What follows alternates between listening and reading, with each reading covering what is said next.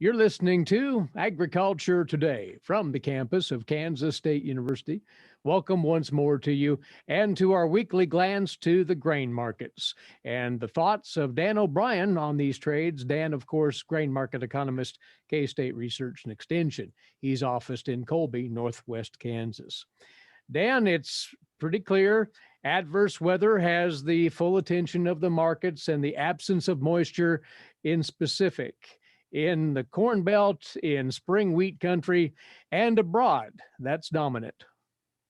Yes, when we look at the corn and soybean markets, corn and grain sorghum and soybean markets, we typically come to this type of year, then look around and if the crops look to be in good shape, prospects are holding up well, we don't see any tangible threats.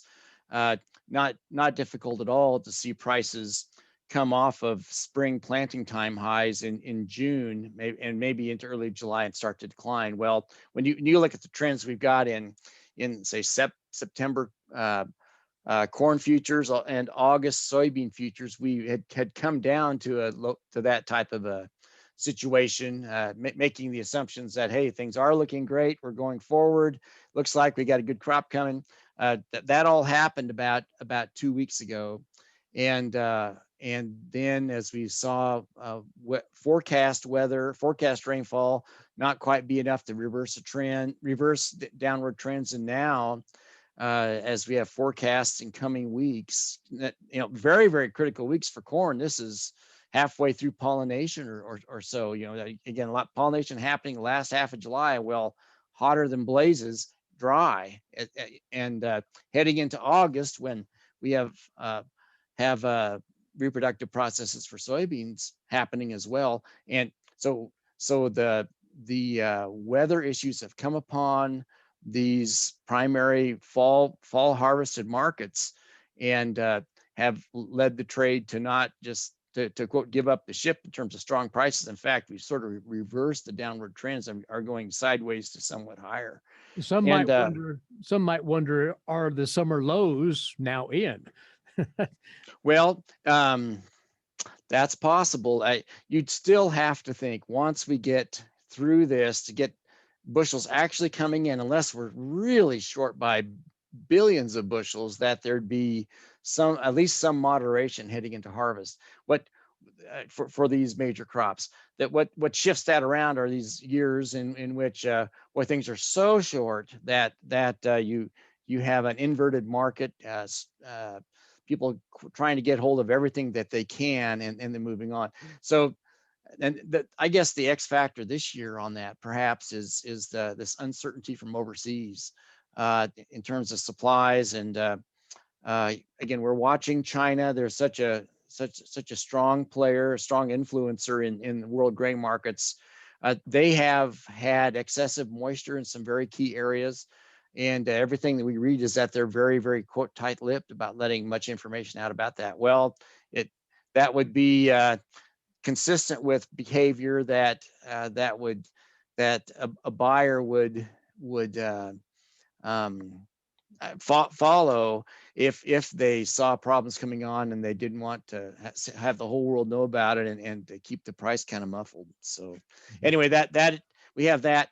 And here in Kansas, of course, we've had our hard red winter wheat harvest, and in a lot of years we'll be languishing, about this time with wondering how to move that crop.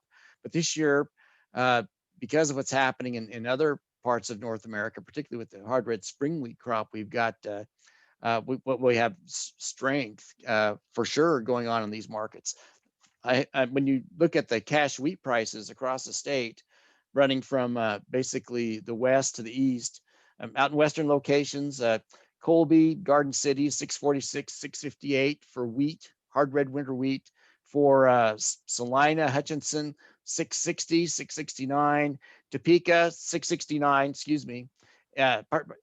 Hutchinson was 660 to 659, 669 in Topeka. The place where we're weakening some for hard red winter wheat prices is in Columbus, down the very southeast corner.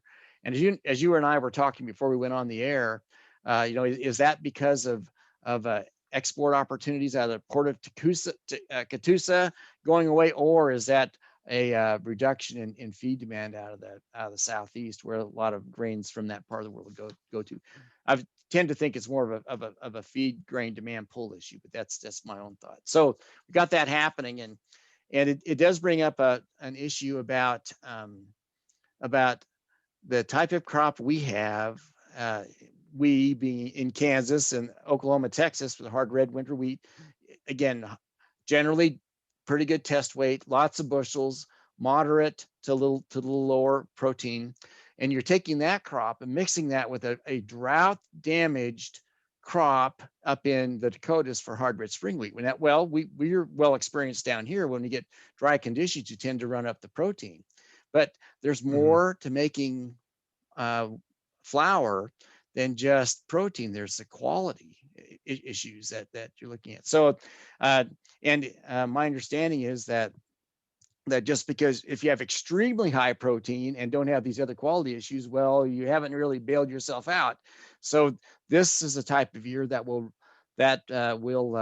press the skills of our flour makers in the United States to mix the hard red winter wheat crop that's come through in abundance, and we're thankful for that, with a hard red spring wheat crop that's well, a lot of it's going to be damaged. High protein, perhaps, because of drought stress, but some damage. So it'll be quite the deal. I've no doubt our flour makers will do a tremendous job with their skills, and they'll come through just fine. But not a normal year by any stretch. As you look at the users of these crops for hard red spring wheat, hard red winter wheat, and the disparate situations that they're facing. Right.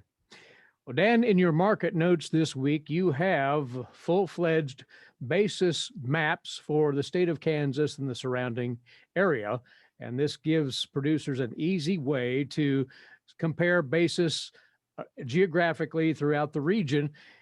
And what do you see when you look at those? Well, as we've rolled over contracts out of the from 1st of May and then the July contract for corn into September, the cash prices haven't changed that much, but boy, the basis stayed up there. So we rolled into a generally lower price futures contract, but the cash prices kind of reflecting demand in the region, they've jumped. So great basis levels really all over the state.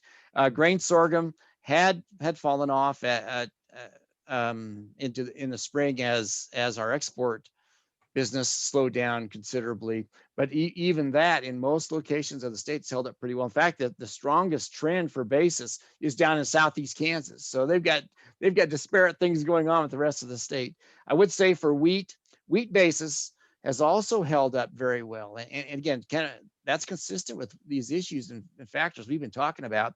Again, the one place that's weak in some is in southeast Kansas, as we talked about, but basis levels pretty much sideways since the beginning of the year, with some variation in more so or less in other areas. I would say for soybeans that generally it held up well. There's been more variance, volatility. You start looking at the 6 different areas of the state for the key areas we're looking at, but we have in the eastern part of the state, Topeka and Columbus, seen the basis weaken a fair bit here of late.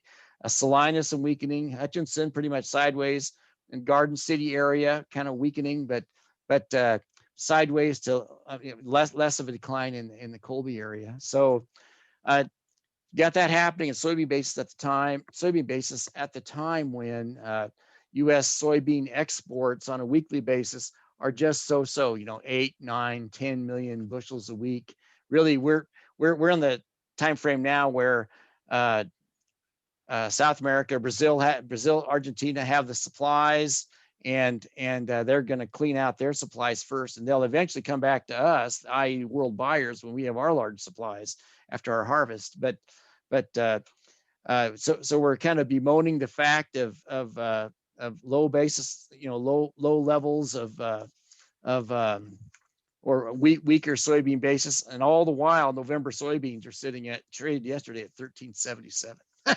So just really indicative of a tight world grain situation with worried buyers that holding up these commodity markets. And really, we'll get through this year. We'll get out to about October, November, and then sit around and make our best judgments on what type of a recovery we'll see going on into 2022. And do we see these high prices hold up through then? I think if what's coming through this harvest is what we seem to be seeing, you'll hold up prices pretty decently through the winter months, through fall and winter, and see how the crop comes in and gets in the ground, if we have any issues coming on in the spring, and then see what our trends are from there. Yeah. For the immediate, the day to day, though, Dan, the focus would seem to remain on the weather. There's really no reason that anything else would divert the market's attention. We have some key dates coming up. There's the August crop protection and WASDE report on August the 12th, and then again, and that'll be important. There'll be a survey of farmers and some satellite data. USDA putting their 2 cents in estimating the size of corn and soybean crops. But the first in the field survey that's really will be based on collected strong data collection efforts by USDA NASS, will come on September the 10th. Then another one October the 12th, November the 9th, December the 9th. To me, it seems that when the USDA goes out, their first measure on that September report is the big one, and then they fine tune that one until they come into the January 2022 report. So lot of volatility, very likely to happen around that September report. Right. Which we will, of course, be previewing as we get closer to that time. For the here and now, take a look at those local basis maps for Kansas and the region that Dan has put together, handy for you producers, in his grain market notes for the week at agmanager.info. That's where they're posted, agmanager.info. As always, Dan, thanks for the comments. Thank you, Eric. Take care. That from Research and Extension grain market economist Dan O'Brien of K-State, opening up this Agriculture Today.